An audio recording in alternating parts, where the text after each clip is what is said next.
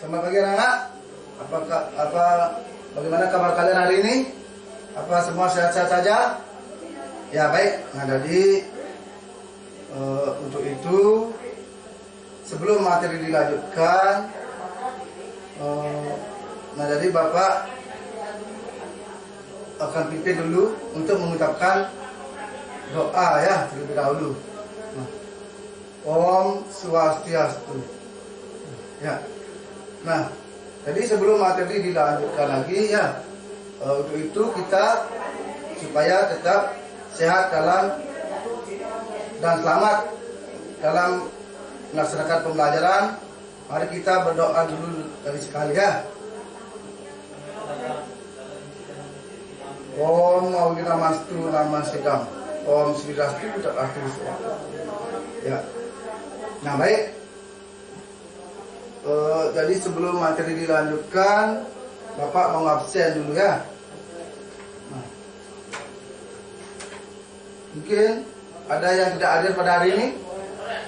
Nah baik, jadi semuanya sudah hadir ya. Nah baik, nah jadi semua sudah hadir, berarti sudah tidak perlu lagi di absen ya, karena sudah semua hadir ya. Nah baik. Jadi kita lanjut ya. Nah, jadi pada kesempatan hari ini Bapak akan mengajarkan tentang orang suci ya. Nah, jadi sebelum materi dilanjutkan lagi, Bapak akan ajak kalian untuk bernyanyi terlebih dahulu ya. Nah, biar kita dapat terhibur ya. Nah, baik, kita bernyanyi dulu.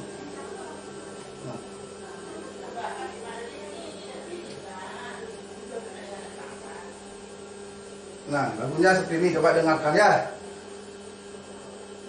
Orang suci, 7 maharesi, penerima wahyu, ide Sang Yang Widi, yang disebut Sabda Resi. Ya, itu ya, itu nyanyiannya ya. Nah, jadi kita ulang lagi sekali ya. Orang suci, 7 maharesi, penerima wahyu, ide Sang Yang Widi, yang disebut Sabda Resi. Nah itu ya. Nah jadi itu nyanyian yang Bapak bisa berikan pada anak ya. Nah, jadi apa judulnya? Ya, orang suci ya. Nah jadi pelajaran hari ini akan Bapak bahas tentang orang suci ya. Nah jadi minggu lalu kan kalian sudah dapat materi ya. Nah minggu lalu Bapak itu membahas tentang punar bau ya. Nah itu kalian masih ingat ya. Nah jadi punar bau itu berasal dari 2 kata ya, yaitu punar dan bau ya. Nah punar artinya apa? Punar artinya lahir ya, dan bau artinya kembali ya. Jadi punar bau itu artinya lahir kembali berulang ke dunia ya. Nah itu. Nah sekarang Bapak di sini akan membahas tentang pelajaran orang suci ya. Nah, jadi kalian tahu apa itu orang suci? Nah pernah melihat orang suci? Nah, pernah enggak? Siapa contohnya? Ya, kodande ya, pemangku, juru balian, galang dan lain sebagainya ya. Nah itu yang termasuk orang suci ya. Nah baik, jadi kita lanjut ya.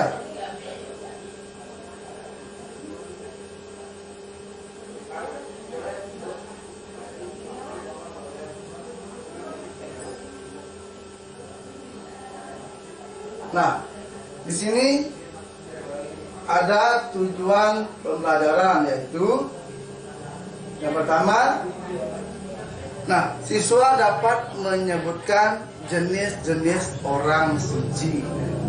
Yang kedua, siswa dapat menyebutkan tugas orang suci.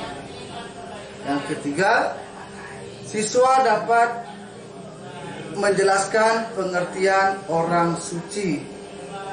Yang berikutnya, menyebutkan syarat-syarat orang suci. Nah, siswa dapat menyebutkan tugas dan kewajiban orang suci. Terus lanjut, siswa dapat menyebutkan larangan-larangan orang suci. Yang terakhir, siswa dapat menyebutkan upaya-upaya menjaga kesucian diri orang suci. Nah, itu tentang tujuan pembelajaran yang kita bahas hari ini ya. Nah, jadi lebih lanjut,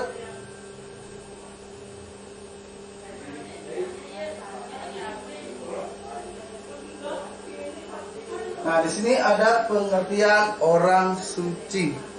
Nah, orang suci terdiri dari kata orang dan suci ya. Orang itu artinya manusia dan suci artinya kemurnian dan kebersihan lahir batin. Nah, jadi orang suci itu adalah seorang yang disucikan melalui proses upacara tertentu yang memiliki kesucian hati, pikiran, perkataan, dan perbuatan sehingga dapat menghubungkan diri dengan Sang Yang Widi. Nah, itu ya, itu pengertian orang suci. Nah, jadi orang suci itu terdiri dari dua kata, yaitu orang dan suci. Orang yang artinya manusia dan suci itu artinya kemurnian dan kebersihan lahir batin. Nah, jadi orang suci itu artinya seseorang yang disucikan melalui proses upacara tertentu yang memiliki kesucian hati, pikiran, perkataan, dan perbuatan sehingga dapat menghubungkan diri dengan ide Sang Yang Widi Wasa atau Tuhan Yang Maha Esa ya. Nah, jadi itu pengertian tentang orang suci ya.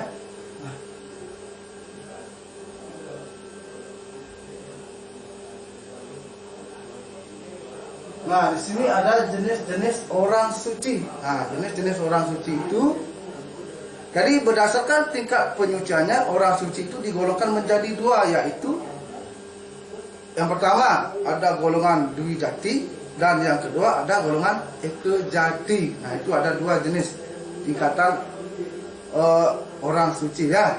Nah, jadi lanjut ya. Nah, di sini ada yang pertama tentang golongan Dwi Jati. Nah, Dwi Jati itu berarti lahir untuk kedua kalinya. Ya, jadi golongan Dwi Jati itu lahir untuk kedua kalinya. Golongan Dwi Jati itu adalah orang suci yang melakukan penyucian diri tahap lanjut atau mediksa.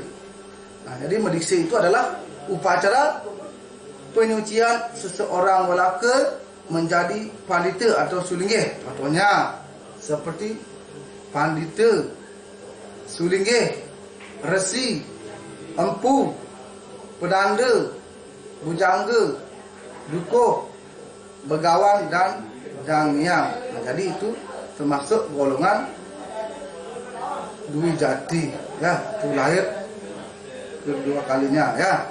Pertama lahir dari ibunya, yang kedua lahir dari pelajaran yang suci tentang keagamaan ya, spiritual. Nah, itu. Nah, seperti contohnya ada pandita, sulinggih, resi, empu, pedanda, bujangga, dukuh, begawan, dan dangyang. Nah, itu termasuk golongan orang suci yang sudah di Dwi Jati. Ya, benar? Sudah jelas? Ya, baik. Nah, kalau sudah jelas, jadi Bapak bisa lanjutkan ya. Nah, ini adalah contoh gambar daripada orang yang sudah di Dwi Jati ya. Nah, seorang pendeta atau pedanda ya. Itu contohnya ya. Nah, itu gambarnya. Nah, ini juga lagi satu ya. Kita lihat. Nah, baik. Jadi kalau sudah Bapak lanjutkan ya. Nah, yang berikutnya, yang kedua itu tentang golongan Eka Jati. Nah, itu termasuk golongan Eka Jati ya.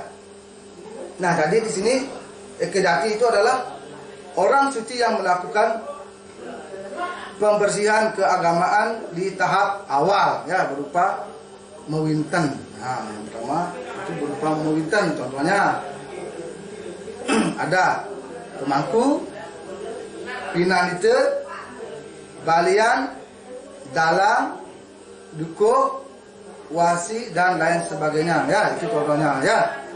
Nah, pemangku, tahu kalian pemangku?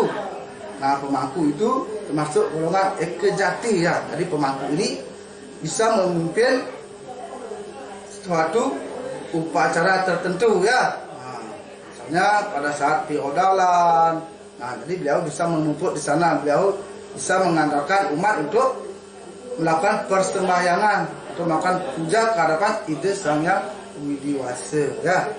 Nah, pemangku atau pinanite ya. Nah, di sini ada balian ya. Nah, balian itu artinya orang pintar ya, orang yang bisa menerawang hal-hal yang gaib. Nah, itu balian ya. Dalang, nah, misalnya dalang itu adalah seseorang yang bisa, yang mampu melakonkan wayang ya, menarikan sebuah wayang. Nah, itu dalang ya. Nah, dukuh, nah, ada wasi dan ada yang lain sebagainya ya. Itu termasuk golongan ekejati ya. Nah, baik, lanjut lagi ya. Nah, ini gambarnya ya, seorang juru mangku yang lagi mengukur suatu upacara keagamaan. Nah, bisa dipahami itu gambarnya. Ya, bagus. Nah, itu gambar dalang ya, yang sedang mementaskan wayangnya ya, sedang melaporkan wayangnya. Nah, itu ada wayang ya, dalang. Nah, di sini ada tugas orang suci. Nah, tugas orang suci yang pertama itu adalah ngeloke palesraya, yaitu kewajiban orang suci untuk menuntun dan memimpin umat supaya mencapai kebahagiaan lahir dan batin. Nah, yang kedua, melaksanakan pemujaan setiap hari atau nyurie sewaneng. Yang ketiga, memimpin upacara yatnya. Yang keempat, memberikan pencerahan dan pemahaman agama yang benar kepada umat atau dharma wacana. Nah, yang kelima, mempelajari dan mengajarkan ajaran Weda terus menerus. Yang keenam itu melakukan penyucian diri secara lahir batin dan lain sebagainya ya. Nah, itu adalah tugas-tugas orang suci. Nah, yang pertama itu tidak lain adalah ngeloke palesraya, yaitu kewajiban orang suci untuk menuntun dan memimpin umat supaya mencapai kebahagiaan lahir batin. Nah, itu maksudnya ngeloke palesraya itu artinya, nah beliau itu memimpin pada saat upacara keagamaan. Nah, jadi beliau itu berhak untuk memimpin suatu jalannya upacara. Nah, memimpin upacara, beliau bisa mengukur upacara tersebut. Nah, itu kewajiban daripada orang suci. Nah, itu adalah yang disebut dengan ngeloke palesraya. Nah, yang kedua itu maksudnya melaksanakan pemujaan setiap hari atau nyurie sewana. Nah, jadi tugas orang suci itu wajib hukumnya untuk melaksanakan pemujaan setiap hari ke hadapan Ide Sang Hyang Widiwasa. Nah, seperti contohnya melakukan puja trisandia, melanturkan doa-doa suci keagamaan. Itu yang patut dilaksanakan oleh daripada orang suci tersebut. Nah, karena itulah tugas daripada orang suci yang akan menjalankan kewajibannya ya. Nah, yang ketiga itu memimpin upacara yatnya. Nah, jadi yang seperti Bapak singgung tadi, nah jadi orang suci ini bisa memimpin jalannya upacara atau ritual. Nah, itu ya. Nah, jadi ketika kita di pura itu kita pernah melihat orang suci yang lagi memimpin jalannya upacara. Nah, jadi kita sebagai umat beragama juga ikut melakukan tentang persembahyangan itu. Nah, dengan cara bagaimana kita memohon kepada Ide Sang Hyang Widi supaya kita tetap selamat. Nah, dengan jalan apa kita memohon agar kita tetap melakukan yatnya? Nah, seperti contohnya kita melakukan yatnya dengan cara melantunkan lagu-lagu kerohanian seperti misalnya lagu apa namanya itu tentang kawitan warga sari ataupun warga sari. Nah itu kita perlu. Nah jadi agar kalian tahu ya, agar anak-anak tahu. Nah jadi kita sedikit menyinggung karena kita menyinggung tentang kewajiban daripada orang suci yang memimpin jalannya upacara itu. Kita sebagai umat, sebagai bakta daripada Ida Sang Hyang Widi, kita harus apa?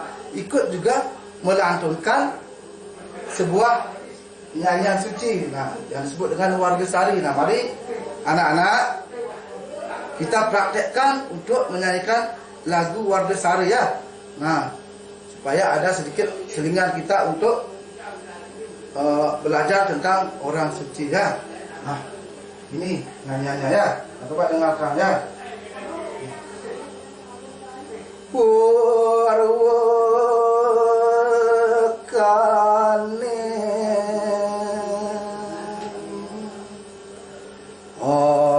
ngerep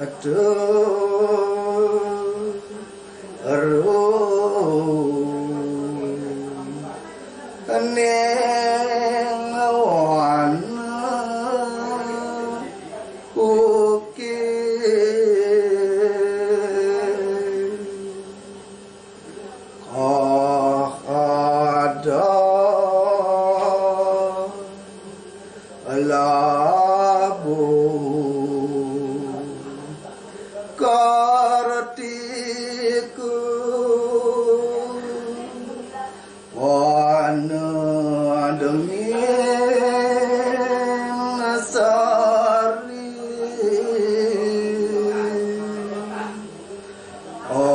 ngayo tanguli ketu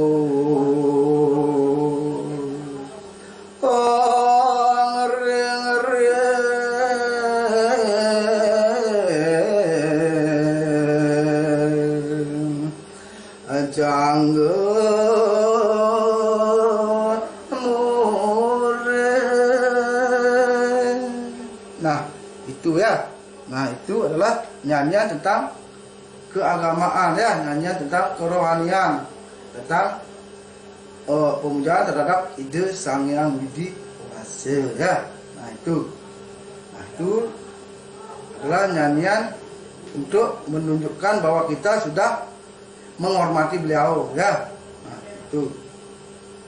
Nah, jadi yang berikutnya adalah yang keempat, tugas daripada orang suci adalah memberikan pencerahan dan pemahaman agama yang benar kepada umat atau dharma wacana. Nah, jadi tugas daripada orang suci itu adalah memberikan pencerahan kepada umat beragama, nah, seperti dharma wacana. Nah, dharma wacana itu artinya memberikan pemahaman-pemahaman yang baik tentang ajaran kedarmaan kepada masyarakat,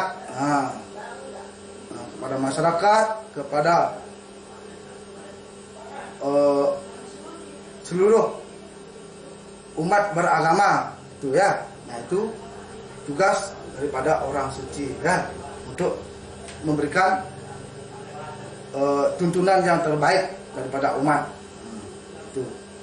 Terus yang berikutnya, yang kelima itu mempelajari dan mengajarkan ajaran Weda terus menerus. Nah, jadi tugas orang suci itu adalah mempelajari Weda ataupun mengajarkan Weda terus menerus. Nah, jadi sebagai orang suci, beliau itu terus belajar membaca Weda, seperti contohnya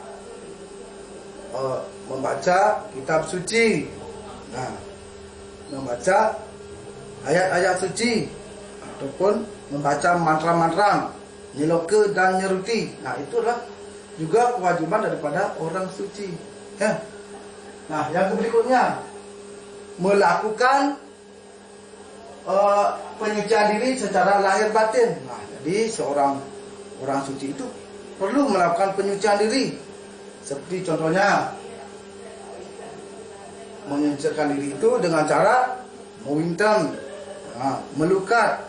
Nah, itu perlu dilakukan supaya apa? Supaya beliau itu bersih secara lahir dan batin, secara jasmani dan rohani. Nah, betul-betul bersih sehingga beliau bisa disebut dengan sebutan orang suci. Nah, jadi kalau sudah bersih secara pikiran, perkataan maupun perbuatan, nah jadi beliau bisa berhak untuk memimpin suatu jalan upacara keagamaan atau ritual. Nah, itulah yang perlu ditaati daripada orang suci. Nah, jadi itulah tugas orang suci. Itu yang pertama, Bapak kembali ya. Yang pertama adalah meloke pala seraya, yaitu kewajiban orang suci untuk menuntun dan memimpin umat supaya mencapai kebahagiaan lahir dan batin. Nah, itu ya. Laksanakan pemujaan setiap hari atau nyuri sewana. Nah, memimpin upacara yajna. Nah, itu memberikan pencerahan dan pemahaman agama yang benar kepada umat atau dharma wacana, ya. Mempelajari dan mengajarkan ajaran Weda terus menerus. Nah, yang terakhir itu melakukan penyucian diri secara lahir dan batin. Nah, jadi itu kewajiban daripada orang suci, ya. Bagaimana anak? Sudah paham? Ya, bagus ya. Jadi itu ingat ya, catat itu tugas daripada orang suci, ya. Jadi kalau sudah paham, nah jadi Bapak bisa lanjutkan, ya. Nah, di sini ada syarat-syarat orang suci. Apa syaratnya? Syarat-syarat daripada orang suci. Nah, yang pertama, laki-laki dan wanita yang sudah menikah atau tidak menikah seumur hidupnya, atau juga disebut dengan cukle brahmacari. Yang kedua, pasangan suami istri yang sah. Yang ketiga, paham bahasa Kawi, bahasa Sanskerta, bahasa Indonesia, menguasai secara mendalam isi dari kitab suci Weda dan memiliki pengetahuan umum yang luas. Yang berikutnya, sehat jasmani dan rohani, tidak tersangkut pidana, mendapat persetujuan dari gurunya atau nabenya. Yang berikutnya, lulus dikse parikse yang dinyatakan dengan resmi dari pengurus PHDI, kabupaten dan atau provinsi setempat. Yang terakhir, tidak terikat dengan pekerjaan di luar kegiatan keagamaan. Jadi di situ ada beberapa syarat-syarat tentang orang suci, ya. Yang pertama itu laki-laki dan wanita yang sudah menikah atau tidak menikah atau seumur hidupnya, ya. Itu disebut dengan cukle brahmacari. Nah, jadi syarat yang pertama itu sebagai orang suci haruslah laki-laki atau wanita yang boleh menikah atau boleh tidak menikah sama sekali, atau juga disebut cukle brahmacari, ya. Itu yang pertama. Yang kedua itu pasangan suami istri yang sah. Nah, mana disebut dengan suami istri yang sah? Nah, suami istri yang sah itu artinya mereka itu sudah kawin, sudah bersuami istri. Nah, sudah disaksikan oleh para sulinggih atau penanda. Nah, serta juga disaksikan oleh masyarakat sekitarnya. Nah, itu yang disebut dengan istri yang sah atau suami yang sah. Nah, yang berikutnya adalah paham bahasa Kawi. Nah, yaitu harus memahami beberapa bahasa seperti bahasa Kawi, ya. Nah, bahasa Kawi itu harus mereka pelajari, ya, harus kuasai. Apalagi bahasa Sanskerta, ya. Beliau itu pasti mempelajari, harus betul-betul paham dengan bahasa tersebut, bahasa Sanskerta. Nah, bahasa Indonesia misalnya juga, ya. Bahasa Indonesia itu adalah bahasa untuk kita berkomunikasi setiap hari. Nah, itu bahasa ibu, ya. Itu kita harus kuasai juga agar kita mudah untuk berkomunikasi, ya, baik kepada orang luar maupun orang dalam. Artinya tidak mencuri. menguasai secara mendalam isi dari kitab suci Weda, dan artinya tidak suka bertengkar, umum yang luas. Jadi keenam itu tidak boleh menguasai kitab suci Weda juga, ketujuh tidak boleh bertaktis praktis daripada Weda tersebut. Yang kedelapan tidak boleh tersangkut pidana orang suci. Yang berikutnya adalah sehat jasmani dan rohani. Artinya tidak berjual beli. Secara fisik, secara mental, bergaul dengan orang jahat. Jadi di situ sebelum itu ada larangan daripada orang suci. Yang pertama daripada kejiwaannya, ya tidak. Seorang yang gila atau tidak stres, maka tidak diinginkan orang yang itu ayan-ayanan. Nah, itu yang sudah disebut dengan orang suci tidak boleh juga melakukan tidak tersangkut pidana. Artinya jadi itu adalah seorang orang suci tidak boleh tersangkut bermain bola adil.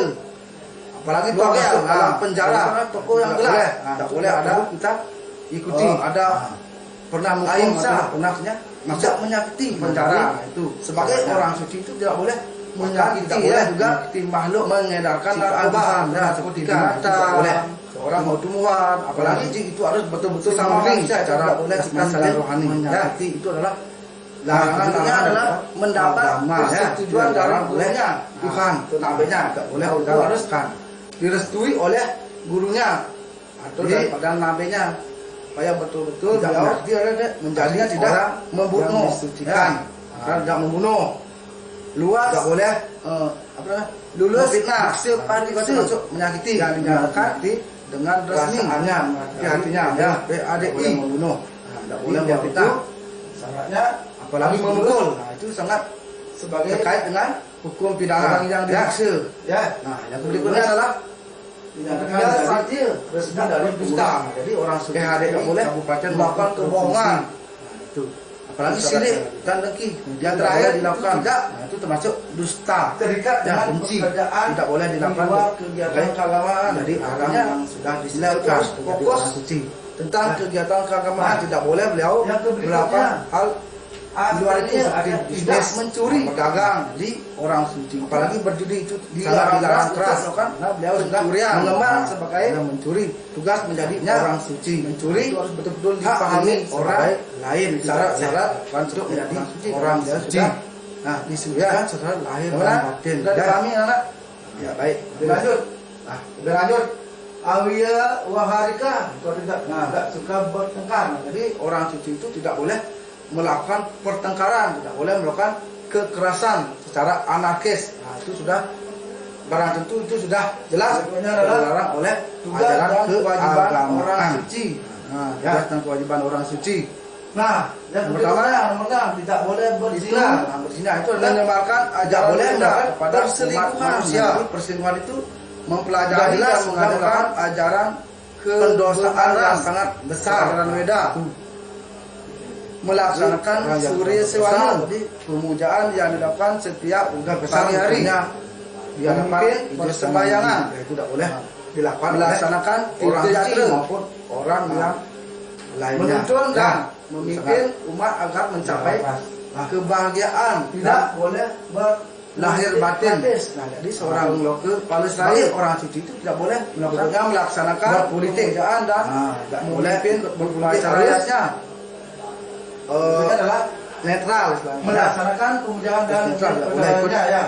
Terkait dengan pencerahan melalui ceramah tidak boleh tersangkut pidana. Mana itu adalah daripada tidak boleh ada suci ya.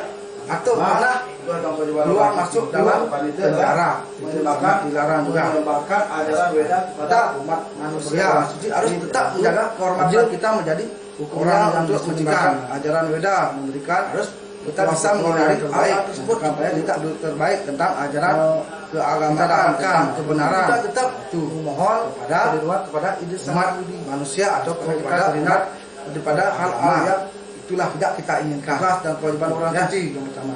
Yang kedua, mempelajari dan mengajarkan ajaran kebenaran di sini ajaran Weda. Sebagai orang suci itu harus boleh mempelajari atau mengajarkan ajaran kebenaran. Artinya tidak boleh berbisnis atau berdagang kepada umat beragama ya. Pada seluruh masyarakat tidak boleh bergaul dengan orang yang jahat. Itulah apalagi tugas kewajiban dan bergaul dengan orang yang jahat. larangan daripada melaksanakan kewajiban suci yang dilakukan setiap pagi hari. Nah, jadi dilarang oleh sudah Bapak singgung tadi yang Tuhan Yang Maha Esa di awal itu ya, melaksanakan surya swana itu pemujaan yang dapat setiap hari itu ya pagi. Jadi oleh situ sudah jelas juga daripada larangan tersebut orang suci ya, tulisan dia. Ya, bagaimana?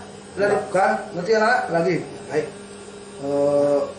Doa mengucapkan mantra yang dipersembahkan kepada ide Sang Yang Widi itu setiap hari ya. Nah, di sini ada pantangan makan dan minum memimpin bagi orang jalannya persembahyangan. Nah, ada pantangan, ada larangan tugas beliau patut dihindari daripada orang jalannya upacara. Nah, memimpin ritual boleh tentang keagamaan beralkohol. Itu yang pertama. Melaksanakan tirta. Nah, tidak boleh makan daging sapi, jalanan babi, anjing ke pura-pura ya. Seperti contohnya ayam kasar namanya. Tidak boleh makan dan minum yang berasal dari yang lainnya ya.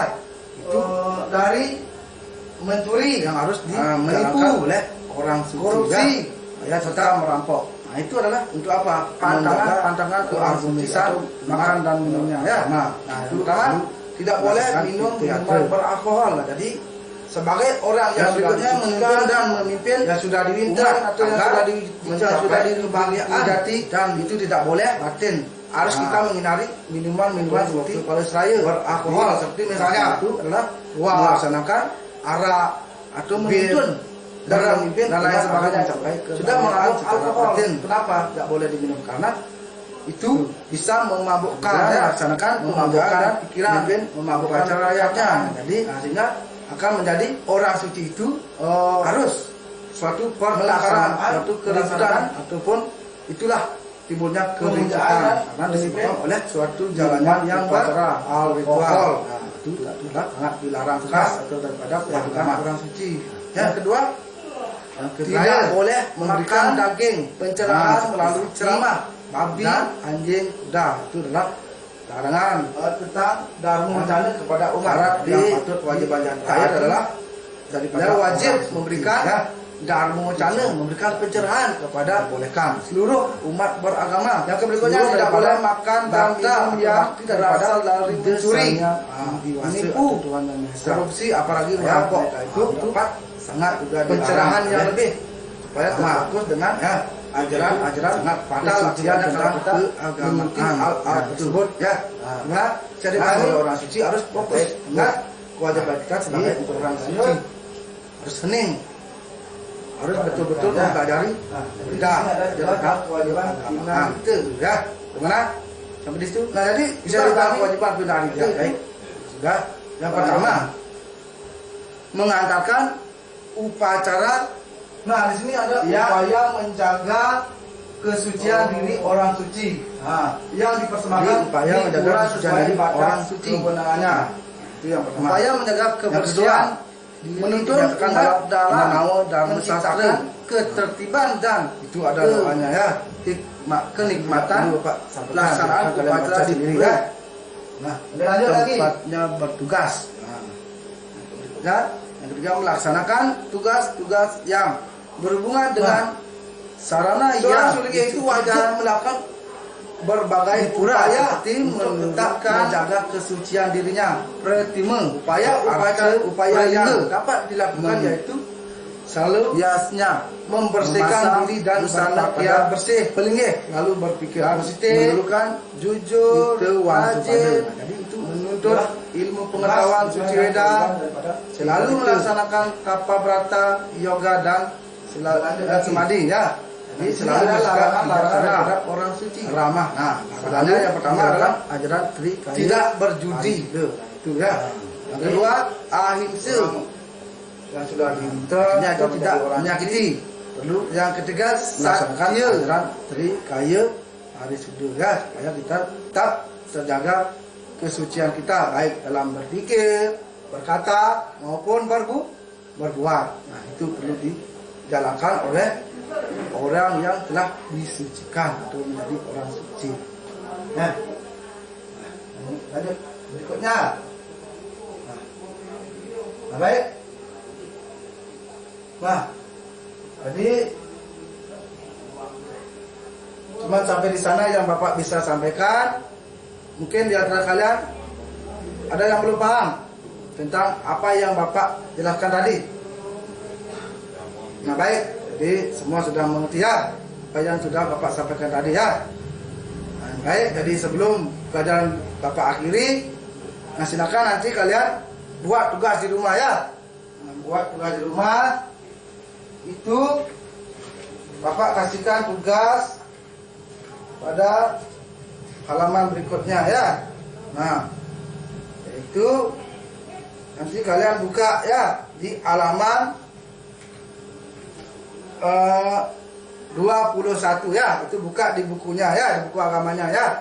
Nah, nanti kalian kerjakan di rumah ya. Nanti setelah kalian kerjakan di rumah, nanti silakan kalian kumpul tugas tersebut pada WA pribadi Bapak ya, jangan di WA grup. Nanti kalau di WA grup nanti takutnya kerjaan kalian itu dijiplak oleh temannya ya. Nah silakan nanti kalian buka WA-nya, di sana kalian share ya dalam WA pribadi Bapak ya. Bisa dipahami? Nah baik, kalau bisa jadi untuk pelajaran hari ini Bapak cukupkan. Bapak anggap kalian sudah mengerti semuanya ya. Nah untuk itu Bapak akhiri dengan Parama Santi ya. Om Santi Santi Santi Om ya.